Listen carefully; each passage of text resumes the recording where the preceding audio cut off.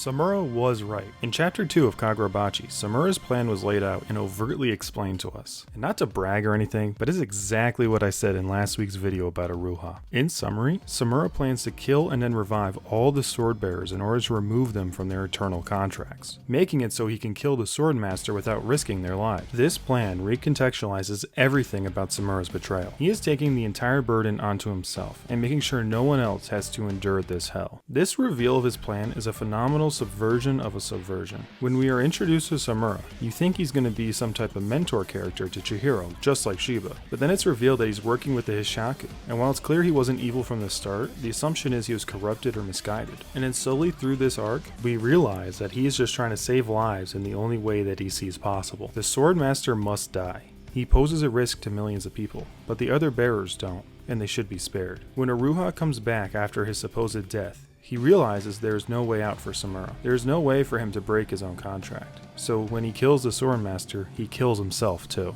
Aruha's first question is who will save Samura?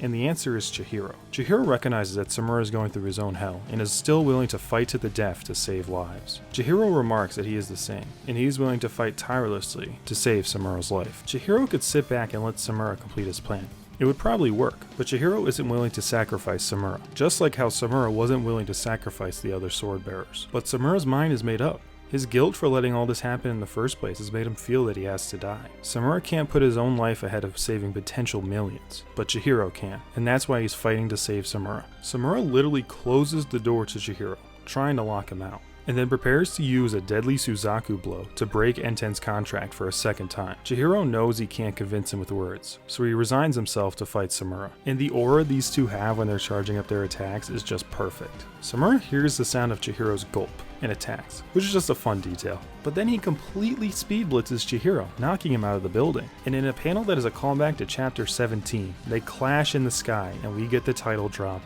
Enten vs Tobemune.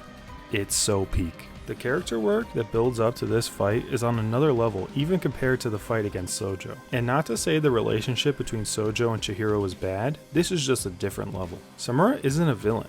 He's an antagonist. He simply has a different perspective than our protagonist. And they aren't even actually fighting against each other. They're both fighting to save the other. Samura wants to break Chihiro's contract and actually take the sword this time, saving Chihiro from the violent path he plans to walk. And Chihiro wants to stop Samura from sacrificing himself. He wants to find another way to stop the malediction.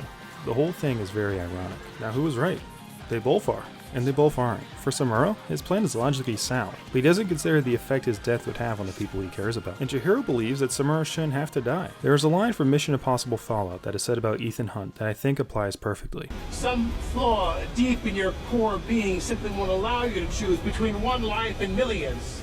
And you see that as a sign of weakness. To me, that's your greatest strength. Now you see that as a weakness, but I see that as your greatest strength. Chihiro is not willing to trade lives. He believes that they can stop the sword master together, and that Samura doesn't need to throw his life away. Point is, both of these men are right, but they are also selfish and unwilling to share their burden. That's why I think we're setting up a phenomenal fight between these two that will eclipse anything else Kagurabachi has done to this point.